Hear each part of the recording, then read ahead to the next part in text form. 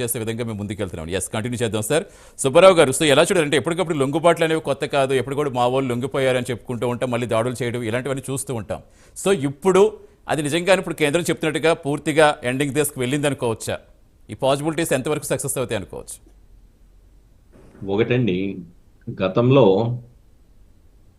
Naxalism అనేది విద్యావంతులు, డాక్టర్లు, ఇంజనీర్లు, యూనివర్సిటీ నుంచి ఉన్నటువంటి విద్యార్థులు అటువైపు ఆకర్షితులై సిద్ధాంతపరంగా వాళ్ళు నమ్మిన సిద్ధాంతం కోసం పోరాటం చేయడానికి అడవుల బాట పట్టేసి త్యాగాలు చేశారు.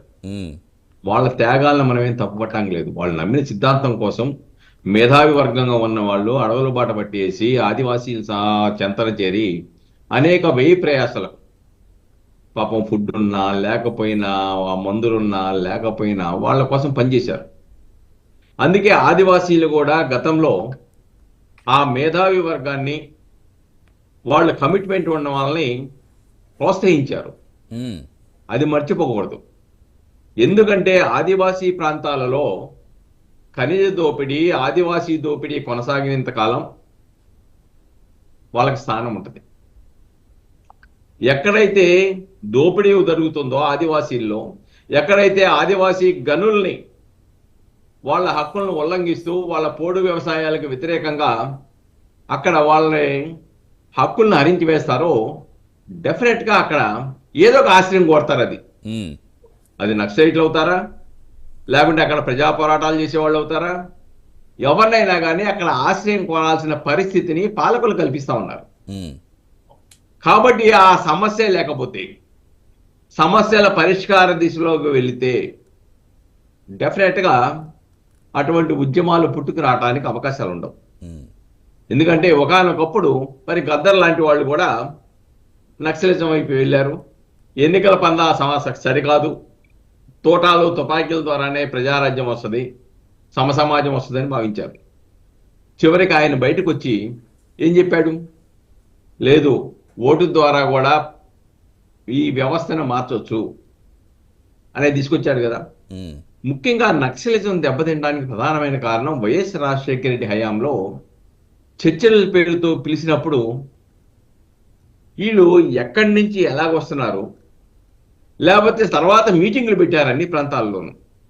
మీటింగ్లు పెట్టినప్పుడు వాళ్ళ సింపథైజర్స్ ఎవరు అక్కడ నిర్వహణ చేశారో ఇవన్నీ కూడా ఓపెన్గా బయటకు వచ్చారు. అప్పుడు వచ్చేసినప్పుడు ఇంటెలిజెన్స్కి ఎవరు నక్సలైట్కి ఇక్కడ సానుకూలంగా పనిచేస్తా ఉన్నారు, ఎవరు సానుభూతి పరులు ఈ ప్రాంతంలో అని చెప్పేసి అని నోట్ చేసుకున్నారు.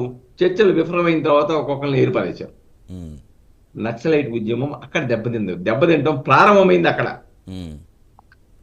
చాలా వరకు సుబ్బారావు ఇప్పటికే మావో అగ్రనాయకులందరూ కూడా చాలా మంది లేకపోవడం మనం చూస్తున్నాం. చాలా వరకు మొత్తం మావోల ప్రాబల్యం తగ్గిపోవడం మనం చూస్తున్నాం. ఒక ఛత్తీస్గఢ్లో మాత్రమే ఆ ప్రాబల్యం కనిపిస్తోంది. అది కూడా ఇంక 1 yearలో మొత్తం పూర్తిగా ఎండ్ చేస్తామని చెప్తున్నారు. నిజంగానే అంటే మావోల నుంచి అంత థ్రెట్ ఉందని అనుకోవచ్చా? ఎందుకంటే ఇతర ఉగ్రవాదాలు ప్రబలిపోతున్న తరుణంలో మావోల నుంచి ఉన్న థ్రెట్ అంతా నిజంగా మీరు చెప్పినట్టుగా మావోల సిద్ధాంతాలు వేరు, వాళ్ళ ఉద్యమాలు వేరు, వాళ్ళు వచ్చిన విధానం వేరు. కానీ మావోల రూపంలో కొన్ని అసాంఘిక శక్తులు ఇలాంటి కార్యక్రమాలకు పాల్పడుతున్నాయా?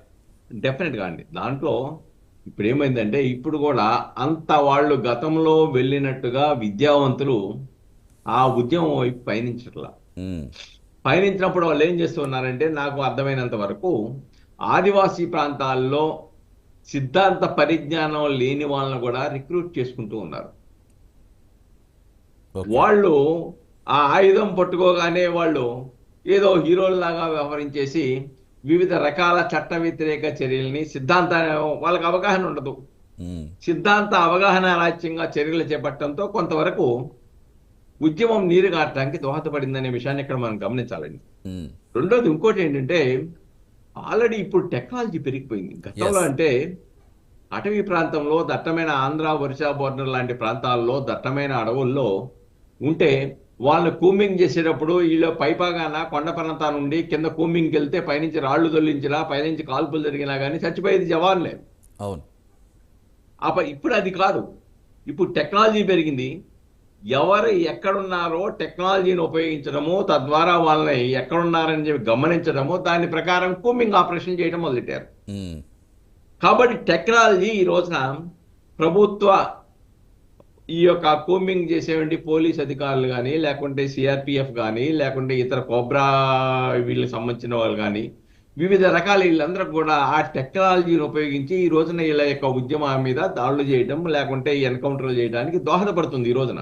ఉమ్, కాబట్టి పందాని ప్రజల ద్వారా, ప్రజలను చైతన్యవంతం చేయడం ద్వారా ప్రజా సమస్యలు పరిష్కరించాలి, ప్రభుత్వాల మీద యుద్ధాలు చేయాలి, పోరాటం చేయాలి. ఎస్, కానీ అడవుల్లో ఉండి ఆదివాసీల వరకే పరిమితం అయిపోతే ఆదివాసీల సంఖ్య జనసంఖ్యకి మిగతా మైదాన ప్రాంతాల్లో ఉన్న వాళ్ళతో సరిపోదు, చాలా తక్కువ ఉంటుంది.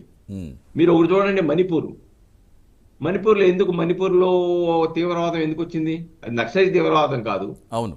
కానీ తీవ్రవాదులు ఎందుకు తయారయ్యారు? ఉమ్, అక్కడ ఏం చేస్తున్నారు?